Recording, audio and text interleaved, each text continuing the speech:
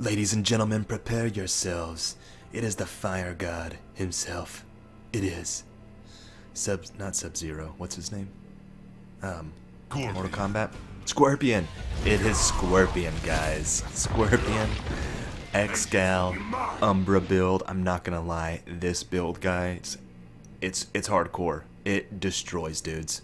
So let's go ahead and check it out.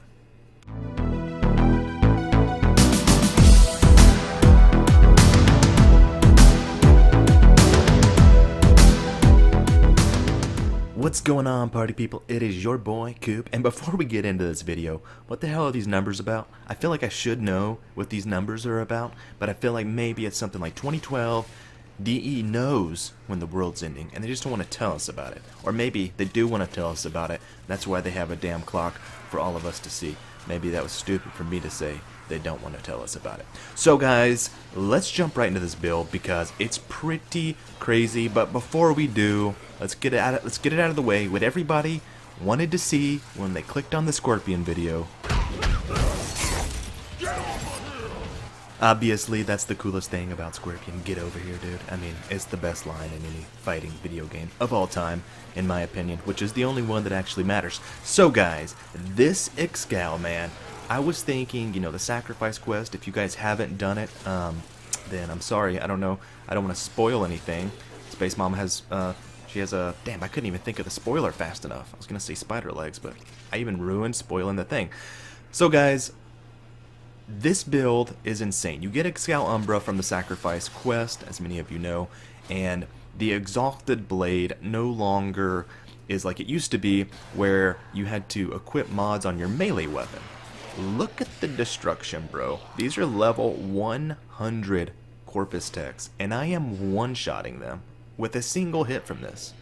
Now, of course, I am using a gas build, but since you can equip the mods directly on Excalibur Umbra's Exalted Blade, it's a separate weapon now in the inventory. Guys, this is nasty. This is slap your grandma nasty. This is amazing. I'm just gonna tell you, this thing is so much fun and it's so OP. And the reason I'm calling it Scorpion, dude, is because my dude looks like Scorpion. I think he does. If y'all don't feel like he looks like Scorpion, then you know what? Y'all are just, you're confused. You're confused people. So the cool thing about this build is his second ability, his howl, is legit, bro. It's really, it sounds cool too. It's like radial howling. It's just awesome. But the thing with this is, high-level enemies, like most people who've gotten into later game content know that once the enemies hit a certain level, they're going to one-shot you no matter what. So you need things that can counter that, like a Volt Shield, something like that, or Ash's Invis. Or you have to have really good mobility. You got to be using those thumbsticks, you know. You got to be using that up, down, left, right on your keyboard, you know, clicking your mouse like you're crazy. You got to know how to really move if you're going to survive. But check this out. The sword it came with, guys, the Sakajia, however you pronounce the name of that sword, it makes you invis when you perform a finisher. Couple that with Arcane Trickery, which I have on right now, y'all. Oh my god. Let's get busy. I mean, this is making babies, okay? This is super sexy. I have Arcane Trickery on, which increases, you get a stealth multiplier for being invisible, guys, okay? Gas, yes, and this is a deep facial teabag, which he deserved every bit of. All of that. Deep facial teabagging. So, the thing with the invis, put on Arcane Trickery, guys. Put this on and look at the stealth multipliers you're going to get, because gas already gives you bonus damage multipliers. So whenever I affect any enemy with gas, that's going to spread to the other enemies, y'all. That is amazing, especially for what we're doing in this particular situation. So the fact that you can have your fourth active if you need to, but you don't have to if you don't want, I guess. So you can run out, use your 2, and you can melee somebody to get your sword invisibility. Your sword invisibility will not proc if your 4th is active, but Arcane Trickery will proc. So if you need to turn off your 4th just to get a quick invis to escape, you can do that. Use your 2, you know, blind everybody for a moment, and then go up and slap them with the sword. And even if you don't kill them, it still makes you invisible, which is absolutely insane. And you get 5 seconds of it, guys. 5 seconds. So you can just pull out your sword and stay invisible till you finally proc your Arcane Trickery if you get yourself in that situation. Arcane Trickery, for you guys who do not know, that gives you 20 seconds of invisibility. 20% chance for 20 seconds of invisibility. That means if you have 2 sets of Arcane Trickery on, guys, that's basically a 40% chance. Now this is a Grenier, guys. These guys are heavily armored, alright? Heavily armored dudes. And guess what? They're not a problem. Because, well, you guys will see the build in a minute, but the finisher damage I have on is absolutely insane. Look at that. This is ridiculous, guys. Level 100 heavily armored Grenier enemies getting absolutely smoke checked. Now, you don't have to go up and kill them like one stab individually like I am. I was just showing, a few different ways of doing this. Obviously, you saw me, just spamming the B button from a distance also, just to try a few different things. There we go, Arcane Trickery is proc. Now look at those stealth multiplier number, guys. That is crazy. So not just are you getting the stealth multiplier, but you're getting the gas multiplier along with that stealth multiplier. So it's multiplying on the enemies. Now, this thing absolutely wrecks every faction. Infested, it's stupid though. I mean, look at this. One hit, dude. Just like killed everybody. Can you imagine being an infested, dude? Like, your life has to suck. There is nothing good about your life if you're an infested. Totally. I mean, they're like paper mache. Totally getting completely smoke checked by one hit from this Exalted Blade with a gas build. Also, some things to note with the gas, y'all. Bane mods, or depending on the weapon type that it is, I guess. You have your primary, secondary, melee, and there's, for the primaries, I believe it's the primed, like Bane of Infested, primed Bane of Corrupted, so on and so forth. But you can put those on a gas build, and the gas numbers that are getting spread to the enemy also get that percent increase. So it spreads between them, adding more and more damage, like 30% of the top damage with the melee weapon at least.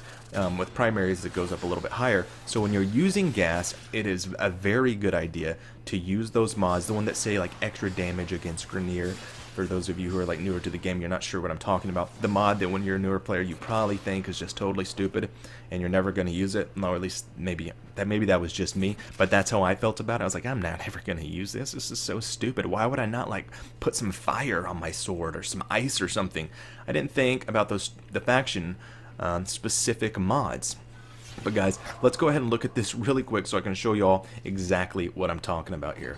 Okay, so for Umbra, this is a basic build. As you can see, I don't have his mods ranked up yet. That is something I will knock out today, but Radiant Finish you have to have on here, as well as Chromatic Blade, Fleeting Expertise for that energy, and Augur Message for the little bit of duration. Also have Power Drift, but there's obviously not a whole lot of power strength on here, as you guys can see, but you need that finisher damage, 300% more finisher damage, and that is why you want both augments on. You also have to have Chromatic Blade, of course. Now, when it comes to the Umbra Blade here, the Exalted Umbra Blade, I mean, this is very basic. The 2 Umbra mods it comes with, Organ Shatter. As you can see, that last mod you can swap out for what you want. And at the end here, I'm going to go ahead and throw on, I believe it's against Grenier that I do in the last round here. But so Spoiled Strike, Prime Fury, Condition Overload, and Primed Fever Strike. You want Primed Fever Strike on here, guys, because Exalted Blade, Chromatic Blade's automatically going to change your damage type to status only. So you're not going to be getting the slash procs or anything like that. So Smite Grenier, y'all. Smite Grenier is gonna be nasty. You just go there, you boop him. Dude, I don't even have my blade out, but see, I can stay invis, and this will keep me alive in those situations where I need to proc my Arcane Trickery. Now, you don't have to keep it out all the time, but you are going to get in situations where it'd be nice, and I really think you can keep Arcane Trickery active all of the time. Like 100% of the time, you can have your Arcane Trickery active. If you feel like staying invis, getting those stealth multiplier numbers, you can absolutely achieve that with this, y'all. So, now the final super cool thing with this dude is, whenever you go into your operator, he like stays alive. It has something to do with transference and the lore, obviously. This is actually the first Warframe that actually has human flesh inside of it that we can see.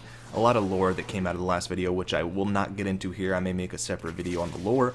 But guys, this guy follows you around and fights with you. Very similar to Equinox Duality. A duality build, which is just amazing. If you guys do not know about the Equinox duality build, I don't know if I put out a video on that before or not, but it's absolutely amazing. So you see this? Look at this. He's just gonna follow me around, be like, what's up, dude? So listen, this is amazing. I mean, it's kind of amazing. Like, think about the potential, dude. You could go on a date with yourself, okay?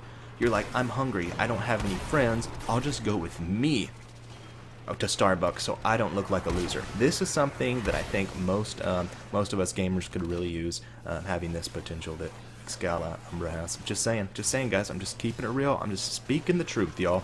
Anyways guys, that is going to be all for the video. I hope y'all enjoyed. You definitely have to try this build. I'm sure some of you have already done that. But let me know what mods you guys actually have switched out from the ones I have equipped, and how late in or what level of enemy, how late in the game you've actually gone, like in a survival or something. What level enemies has this been effective against for you? I will be testing that today. It's going to be super fun. Yes, I did teabag the energy orb, okay? You got to do that. Those things will talk mad shit to you if you don't, like, keep them in line. So that's why I had to do that. Anyways, y'all, that is all for me. I will catch y'all next time. If you like it, leave a like. If you don't, then don't. Be sure to subscribe. Peace.